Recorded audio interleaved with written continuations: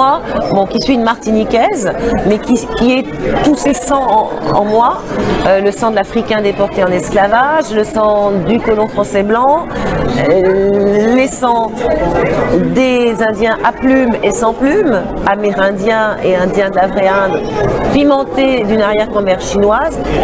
J'aime bien cette plume antillaise. Et d'ailleurs, parce qu'elle est ouverte, justement, et nous ne sommes pas confinés, de la même façon que les îles ne sont pas des territoires d'enfermement. Les îles, au contraire, sont des ouvertures. D'abord, les îles sont des portions de continents, donc elles font partie des continents, mais elles sont parties justement sur les océans pour mieux s'ouvrir, pour mieux être à l'écoute et pour mieux être dans une diversité et dans un métissage total. Je trouve qu'il est en train de prendre cette ampleur.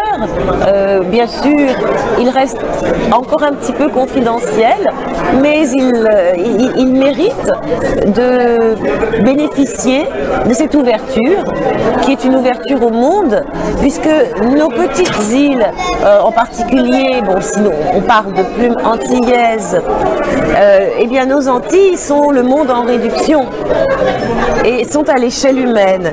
Et plus le monde est aujourd'hui perturbé, secoué de violence, et plus nous avons besoin de guérir les mots MAUX par les mots MOTS, et plus nous avons besoin de notre plume, justement notre plume qui, elle, est multicolore. Le prix FEDCAM, c'est un prix qui nous tient à cœur puisqu'il est sous-titré Mémoire du Sud, Mémoire de l'humanité, et en fait c'est un petit peu le reflet de ce que je suis. Le poète Damas disait « 3 fleuves coulent en moi », moi j'en ai 4 en fait, j'ai les 4 continents en moi.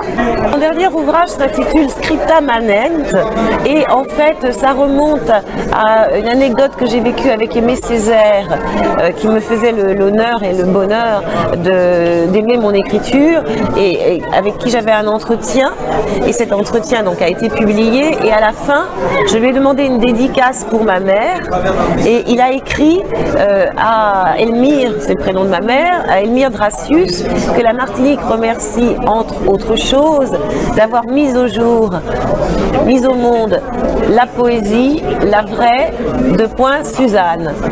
Merci.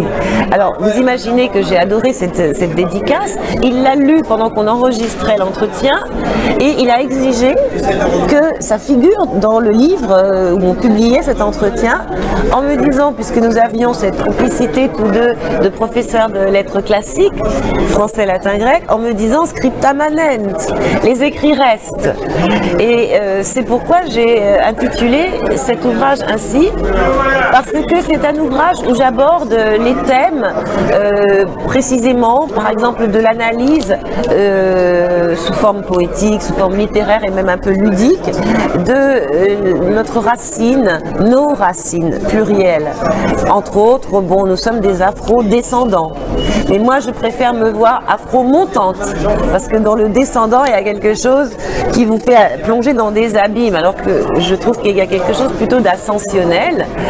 Et entre autres aussi, c'est un ouvrage qui est sérieusement inspiré, gravement inspiré par les événements, les attentats, cette crise d'identité et ce raidissement, ce hérissement auquel on assiste dans le monde, auquel on est confronté, et voilà, moi j'essaye toujours d'apaiser. Vous savez, par exemple, le mot gaz, la gaz qui sert à faire les pansements, vous savez qu'elle vient du nom de Gaza. Gaza en Palestine, c'est-à-dire un des lieux au monde où on a fait le plus de pansements et où on en fait encore. Et je trouve que le symbole est très beau. J'en parle donc entre autres dans ce livre, c'est-à-dire que je pense qu'on doit arriver à plonger aux racines du mal pour le guérir. Vous voyez, de même, l'enfance, je consacre par exemple dans cet ouvrage un certain nombre de textes à l'enfance, les sorbets de l'enfance, les sorbets coco, parce que je vois là une métaphore de toute la douceur, toute la suavité dans laquelle nous pouvons puiser pour nous rendre forts. De la même façon que ça nous donne des vitamines, eh bien, ça nous donne aussi une résilience pour nous arracher à la douleur de ces traumatismes. Il y a un temps pour oublier. L'humain, quand il a subi de graves traumatismes, pendant un moment, il essaye d'occulter, d'oublier. Et puis, arrive un moment où il faut se souvenir pour analyser.